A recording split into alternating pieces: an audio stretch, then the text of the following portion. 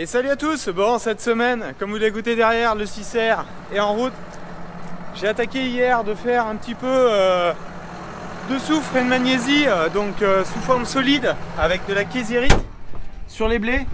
Et là, je vais aller sur le site le plus loin pour mettre du complet, azote, phosphore, potasse, soufre et un petit peu aussi de magnésie. En fait, c'est un mélange d'engrais qui apporte les 5 éléments à la fois. Il nous annonce quelques millimètres pour samedi, donc je vais essayer de faire ça, puis comme ça me permettra de finir aussi tout ce qui est solide pour dételer le tracteur, continuer le transport parce que j'ai encore du déstockage à faire. Donc on va faire un peu tout ça. Déjà on va aller sur le site le plus loin. J'ai fait livrer l'engrais en benne sur pied, comme ça j'ai pas besoin de monter avec un tracteur, je suis autonome, je peux me débrouiller. Là c'est 11 h ce matin, depuis 4 h 41,50, désherbage blé bien avancé aussi, puis je me familiarise avec la machine et franchement il y a vraiment du plus, mais je vous expliquerai un petit peu tout ça dans la vidéo. Allez, c'est parti, un peu de route.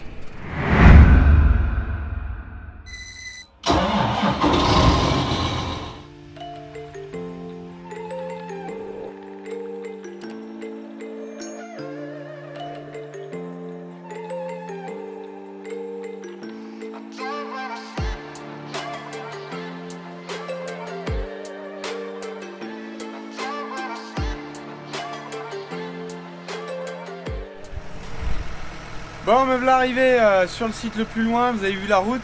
Ça permet aussi de vous faire voir sur les images la diversité qu'on peut avoir dans l'allier de terre et de production, parce qu'on est passé d'une zone qui est en céréales vers le siège principal de l'exploitation à une zone qui est plus typée élevage, où il y a des chevaux, où il y a des vaches allaitantes.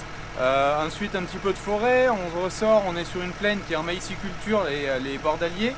Et on arrive ici sur le site le plus loin avec des terres un petit peu comparables sur le site principal, mais qui sont à 45 km avec de l'argile et plutôt une zone culture.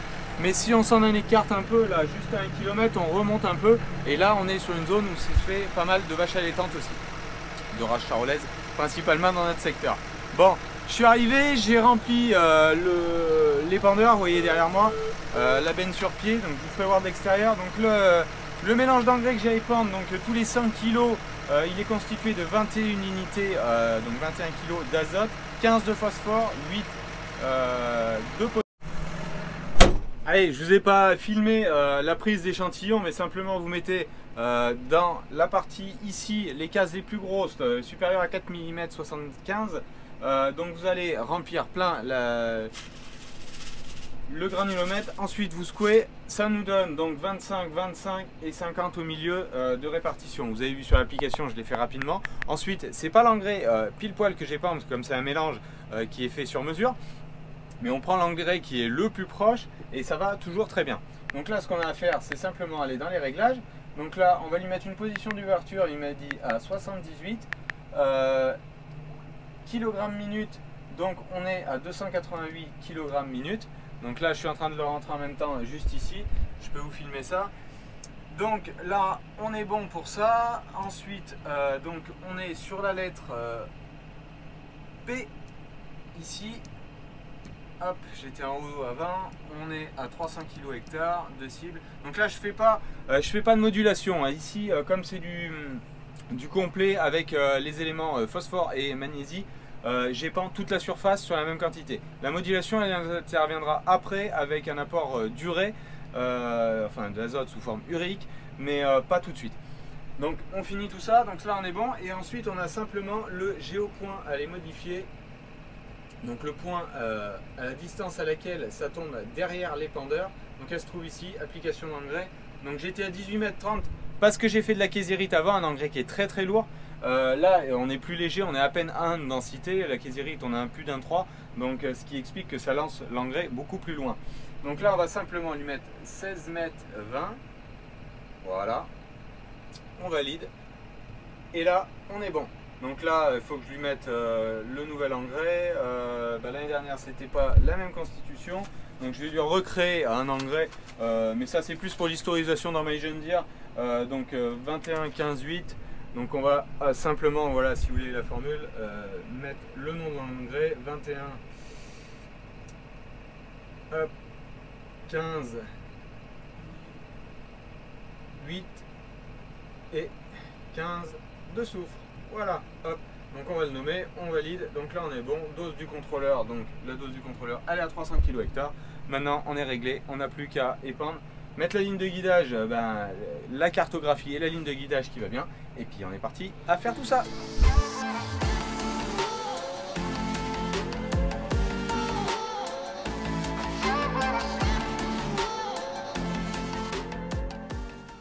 Allez, épandeur chargé, bon comme vous voyez ça va pas trop mal avec la benne sur pied. Et puis l'avantage c'est que j'ai pas à aller chercher l'engrais à la coopérative. La coopérative est pas loin donc je me l'emmène comme ça en benne. Ça m'arrange grandement, ça me gagne un peu de temps. Ça a un coût, mais le coût de monter un tracteur, 90 km de route pour 11 tonnes, un peu plus de 11 tonnes d'engrais. Faut un chauffeur de plus, c'est pas forcément le top. Allez, je vais vous mettre un petit peu le drone, vous allez voir un peu le blé, le labour qui vous faisait peur, comment il a évolué et tout, c'est plutôt pas vilain tout ça.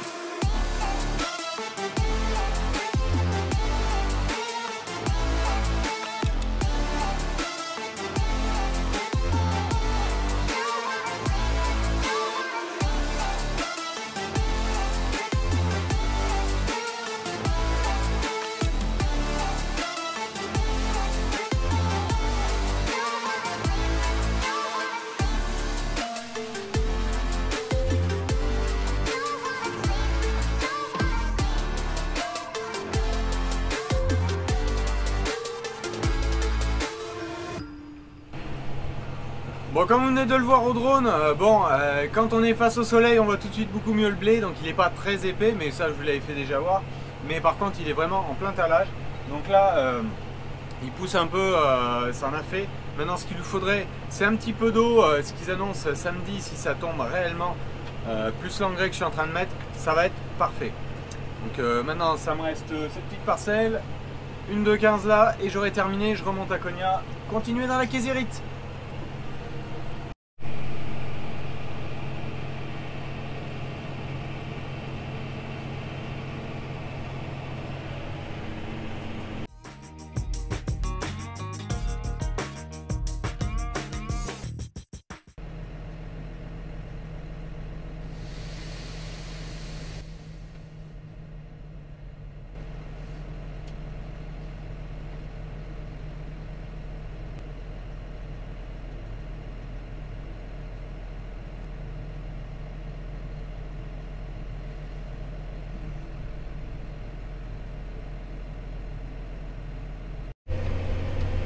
Bon, donc là je suis lancé dans le blé dur. Le blé dur, ça fait un moment que vous ne l'avez pas vu justement en vidéo. Donc là, ça vous permet de voir un petit tour de plaine en même temps.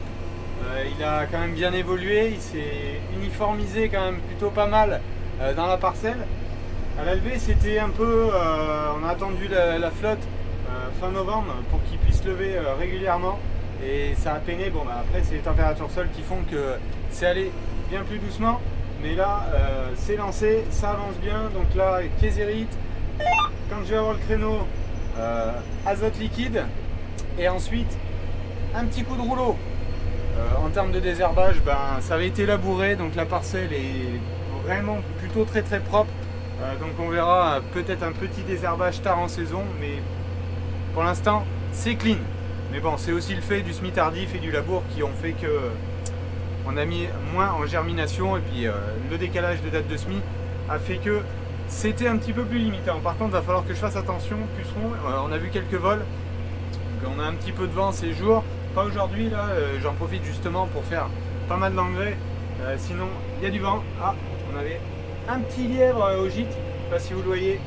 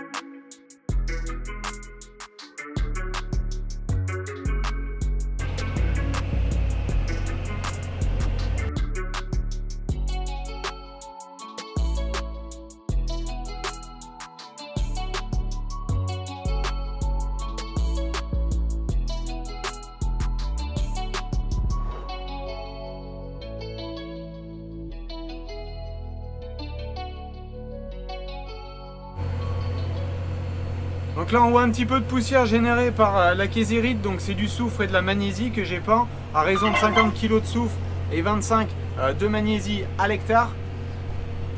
Alors pourquoi ça fait de la poussière? Parce que c'est le produit qui s'effrite un petit peu, et dans l'épandeur, comme on épand en 36 mètres de largeur de travail, la nappe fait plus de 18 mètres de chaque côté de l'épandeur. Donc il faut taper l'engrais un petit peu fort pour pouvoir l'envoyer. Et c'est aussi pour ça que j'essaye de privilégier des conditions où il n'y a pas trop de vent.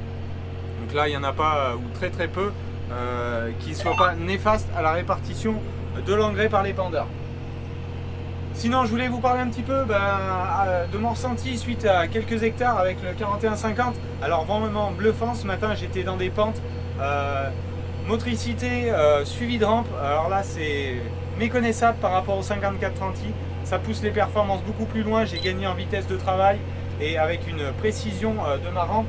Je lui mets une cible à 70 cm du sol et elle le suit vraiment très bien en se cassant à des moments avec la géométrie variable. C'est vraiment super. Mais je vous ferai des images de tout ça au travail.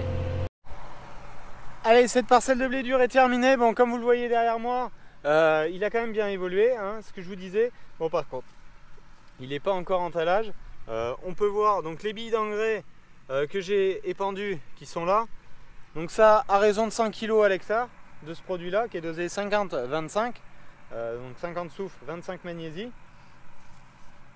Un petit rouleau, le but ça sera voilà, de refermer un petit peu ça, ces croûtes là, et de lui favoriser aussi le talage qui ne parte pas tout de suite en montaison, parce que ça peut aller assez vite à cette époque quand il aura à manger. Donc un petit rappui, ça fera pas de mal, et puis ça permet aussi, même s'il y en a très peu, d'écraser les pierres. Alors vous voyez le tracteur qui est un peu affaissé, c'est le produit. Je me permets, étant donné que ça porte, de charger plutôt pas mal l'épandeur. Et le produit fait environ 1,3 de densité. Donc c'est relativement lourd. Dans l'épandeur, je le charge même pas plein l'épandeur, parce que sinon en poids, on arriverait aux 5 tonnes. Donc là, je charge déjà un petit peu plus de 4 tonnes. C'est déjà, je trouve, bien assez. Bon, je suis avec le 6R. L'année dernière, je l'avais fait avec le 6810, vous vous souvenez. Déjà avec 3,5 tonnes, il se levait de devant. Allez hop, on poursuit dans les blés tendres, la parcelle derrière le soja, donc c'est là que j'ai mes semences. Là c'est même trop épais par rapport à la première parcelle que je vous ai fait voir, qui est un peu claire. J'ai semé plutôt avec une densité correcte, mais ça s'est perdu des pieds dû à l'eau dans l'hiver dû aussi un petit peu, mais malgré que j'ai mis de l'anti-limace, je pense un petit peu de dégâts de ravageurs. Bon après, le blé a été aussi désherbé là-bas, donc ce qui fait que ça l'a retardé un petit peu et les conditions sont plus compliquées là-bas. Donc il est moins avancé bien sûr en stade et il avait été semé 3 semaines après celui-là. Il avait patienté aussi un peu d'eau, mais celui-là il avait eu de l'eau 2 jours après le semis. Les premiers, là, tout ce que je vais vous faire voir jusqu'à la fin de la vidéo, c'est cette première vague de semis au 20 octobre.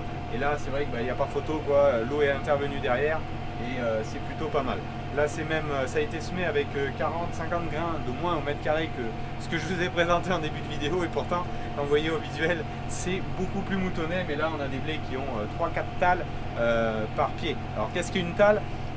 Je descendrai vous faire voir dans les parcelles plus loin là. En fait on a le mètre brun sur le blé, c'est la première tige qu'il y a avec la germination, et ensuite on a des tiges secondaires qui viennent là. Donc selon les années, elles peuvent amener tout un épi ou pas. Des fois on a des dégâts de gel sur le mètre brun et c'est les talles qui compensent. Des fois quand on a des conditions plus sèches, ces talles régressent et laissent plus de marge pour mètre brun pour faire du grain. Voilà.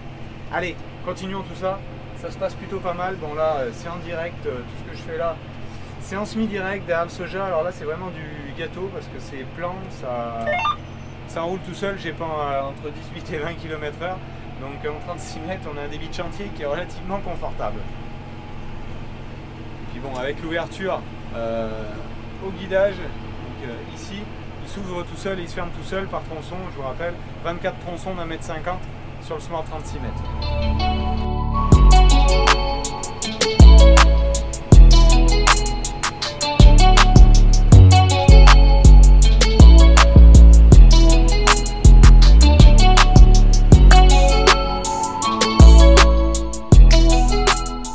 Alors je vais vous faire voir l'avantage d'avoir donc là en fait le distributeur, comme il est relié au GPS avec la coupure, l'ouverture et la fermeture de chaque tronçon d'1,50 m par satellite en précision, bon RTK, mais qu'on soit en signal gratuit avec une précision à 15-20 cm ou un RTK à 2 cm, ça change pas grand chose pour le distributeur, c'est plus le guidage du tracteur qui est beaucoup plus précis. Mais on a simplement appuyé sur Start et après on roule dans le champ et lui il se débrouille. Mais simplement pour vous faire voir, donc là je viens de finir cette parcelle. Voilà, j'avais une dose de 100 kg hectare d'objectif, je suis à 99,9 épandus. J'avais donc 12 hectares 17 à épandre et 1216 kg. Donc vous voyez un petit peu la précision, on est vraiment à un pourcentage à 0,2-3% de précision. Donc on est plutôt même assourdosé un peu, donc on est vraiment ultra précis avec ces outils là.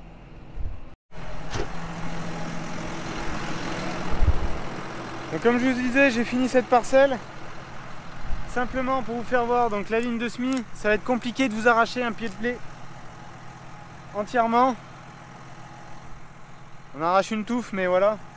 Donc en fait, vous voyez, hop, un pied de blé, ça donne ça. Donc vous voyez, il y a 1, 2, 3, 4, 5 talles celui-là. Et ce qu'on appelle le mètre brun est facile à répertorier, c'est toujours le plus gros. Donc c'est celui qui est juste ici. Vous le voyez bien au milieu. Et les talles qui sont plus petites. Donc si on a les conditions pour, le blé va alimenter même ces talles pour monter un épi sur chaque talle. Et c'est ce qu'on appelle, ce qui fait partie des composantes de rendement. Les composantes de rendement, on démarre d'une densité de semis qu'on sème par mètre carré. Ensuite, on a un nombre de talles, un nombre d'épis, et ensuite, au final, pour essayer d'estimer un rendement possible, donc c'est ce nombre d'épis fois un nombre de grains par épi fois le poids de 1000 grains, ce qu'on appelle couramment le PMG. Ça, vous l'avez déjà écouté en parler, notamment quand on essaye de faire une dose de semis, c'est toujours une densité fois un PMG qui donne une dose en kilogrammes à l'hectare.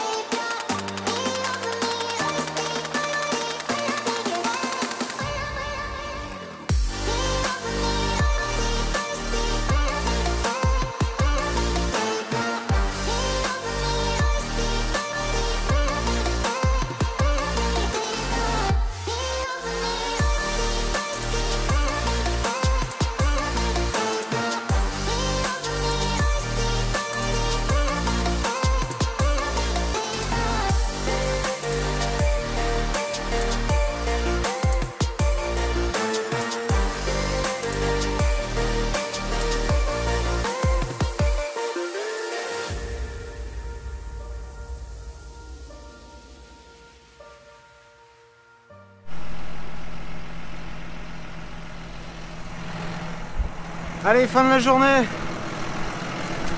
120 hectares de couvert à l'épandeur, 80 de pulvérisation. Bonne journée. Mais non, il est 18 h, le temps que je rentre tout là, ça va m'occuper encore un petit peu. Bon, vous avez vu quelques images de drone de la dernière parcelle là, précédent maïs.